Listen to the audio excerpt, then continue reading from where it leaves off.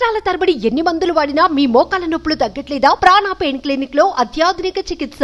Hi madam, I'm Prabhas from Mogalthur.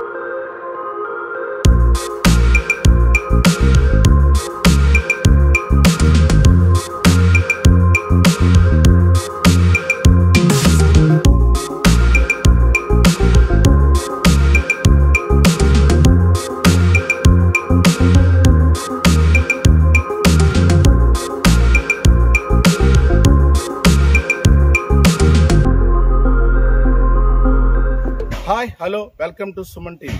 నేను మీ సీతారామరాజు. ఇప్పుడు మనం పశ్చిమ గోదావరి జిల్లా మొగల్తూరులో ఉన్నాం. మొగల్తూరు అనగానే మనకు వెంటనే గుర్తుకొచ్చేది pan India star Prabhas. Prabhas అంటే ఇప్పుడు మానియా. ఈశ్వర్ చిత్రంతో అరంగేట్రం చేసిన ప్రభాస్ ఇప్పుడు పాన్ ఇండియా స్టార్ గా అందరి మనసులో దోచుకుంటున్నాడు. ఒక బాహుబలితో పాన్ ఇండియా స్టార్ గా ఎదిగిన ఆయన ఇప్పుడు ఎన్నో చిత్రాలతో బిజీగా ఉన్నాడు. ఇప్పుడు ఈ రోజు మనం మొగల్తూరులోని ఆయన ఇంటికి వద్ద ఉన్నాం. ఈ ప్రాంతంలోనే ఆయన పుట్టి పెరిగారు, ఆడి పాడారు, చదువుకున్నారు కూడా.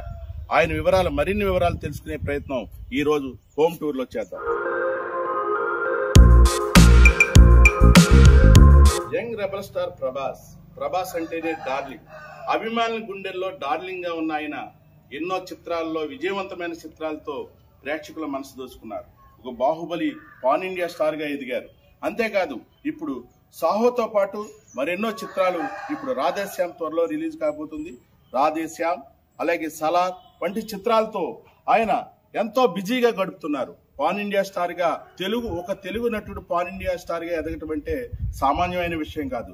అటువంటి ఇలాంటి చిన్న పల్లెటూరు మొగల్తూరు లాంటి విలేజ్ నుంచి మద్రాసు నుండి హైదరాబాద్ వరకు కూడా ఆయన ఎన్నో చిత్రాల్లో నటిస్తూ ఇప్పుడు పాన్ ఇండియా స్టార్ గా ఎదిగారు. అటువంటి నటుడు గురించి మరిన్ని వివరాలు తెలుసుకునే ప్రయత్నం ఈ రోజు చేద్దాం.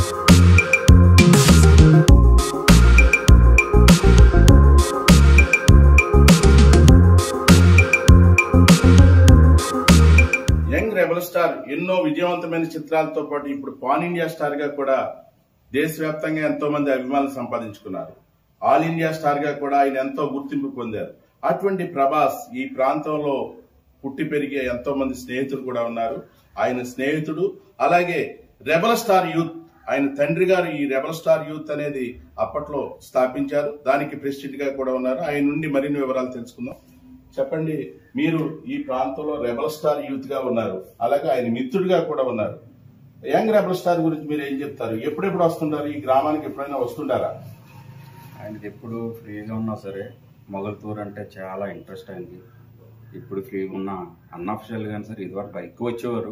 ఈ మధ్యకాలంలో ఎప్పుడైతే పాన్ ఇండియా స్టార్ గా మరి ఇదవ్వారు, కొద్దిగా అభిమానులు కోలాహలం అవ్వచ్చు, అలాగే కొద్దిగా ఇబ్బందికరమైన పరిస్థితులు ఏర్పడతాయి. అలాగే అన్అఫిషియల్ మొగల్తూరు మాత్రం ఎప్పుడు ప్రభాస్ గారు ఎప్పుడు మర్చిపోలేదు.